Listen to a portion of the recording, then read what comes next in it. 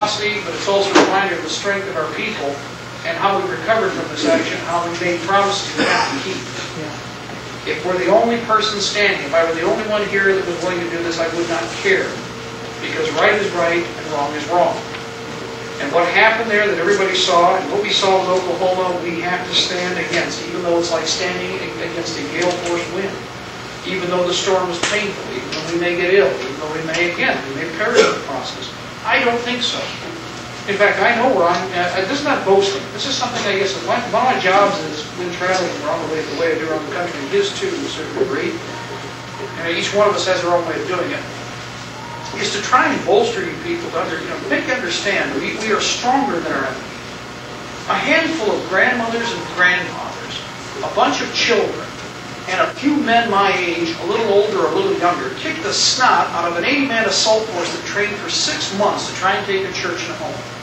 They were not prepared. They were not equipped properly in the initial attack.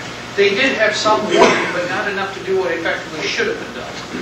So for all of you who say, oh, they're so powerful, they're so powerful, no, they're not.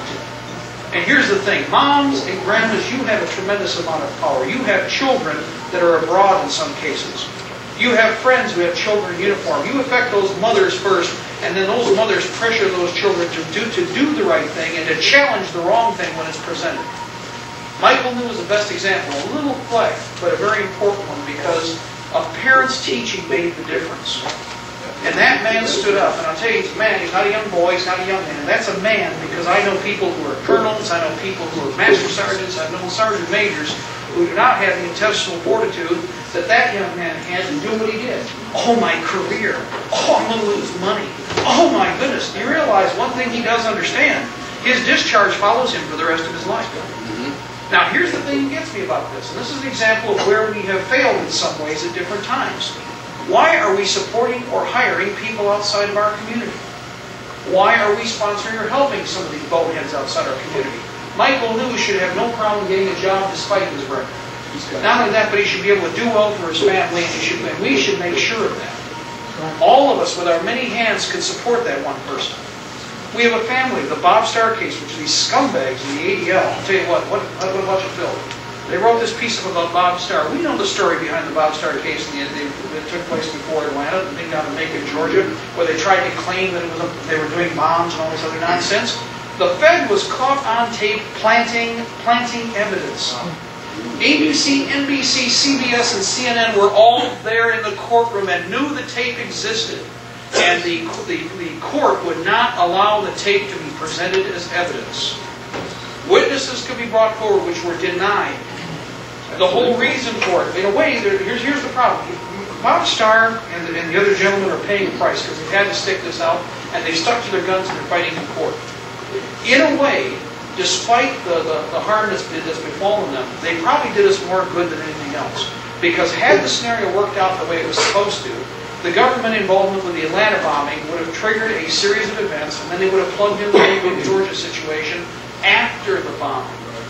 What happened is that Bob Starr went on shortwave radio before, when they caught the Fed on film, and said, oh, they're trying to set us up. Here's the people that are doing it. This is their names. Here's where they are. This is how they're going to perform the act.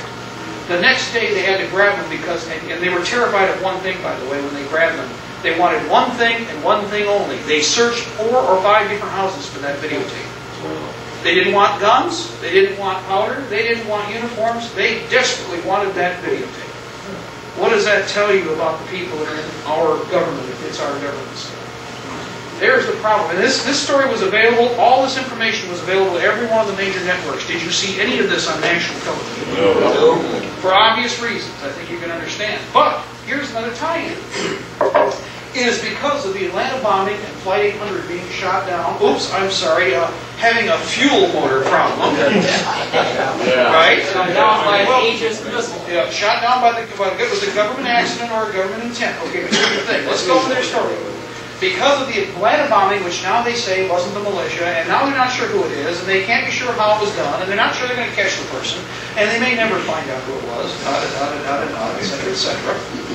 And because of the Flight 800 fuel motor accident, the omnibus terrorist crime package was passed in record time. got to have it now. Now, after the fact, we now know with the rest of the story and nonsense they generated that they lied about Atlanta. We now know beyond a shadow of doubt, because if we listen to our government agents, they're telling us that it was a fuel motor problem. So Flight 800 was not shot out of the sky. If that's the case, then the passage of the omnibus crime package was completely established upon a series of lies. Right.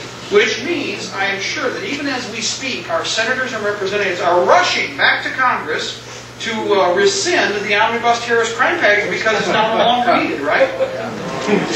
Oh, that's right, they're not. You're right.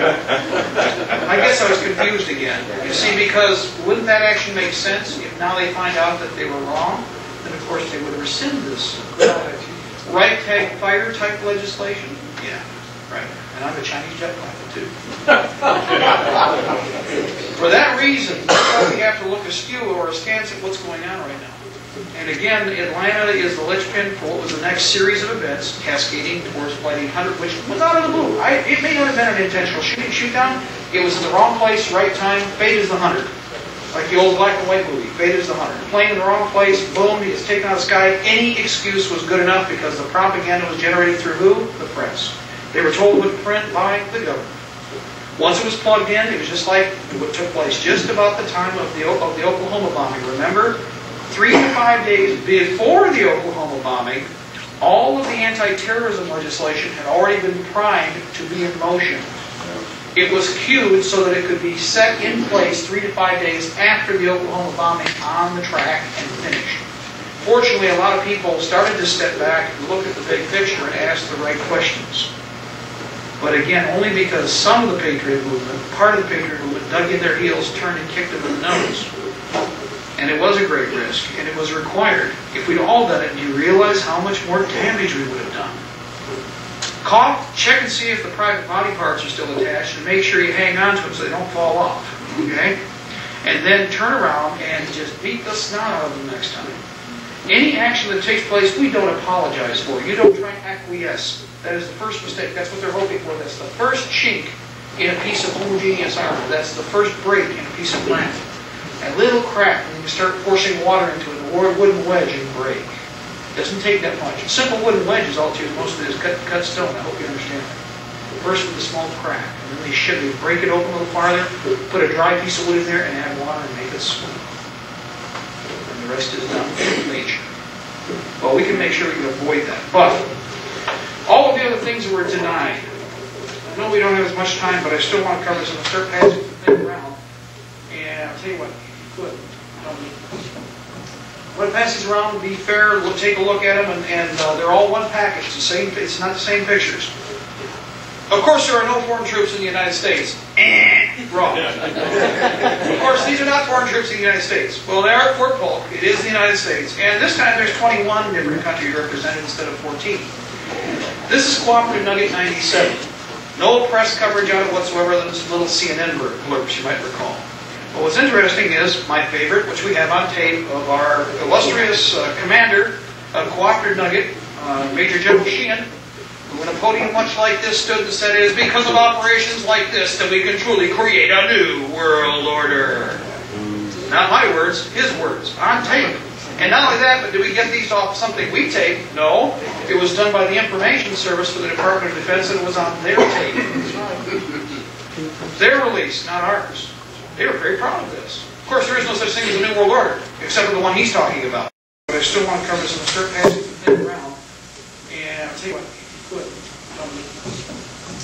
When it passes around, be fair, we'll take a look at them, and they're all one package. It's not the same pictures. Of course, there are no foreign troops in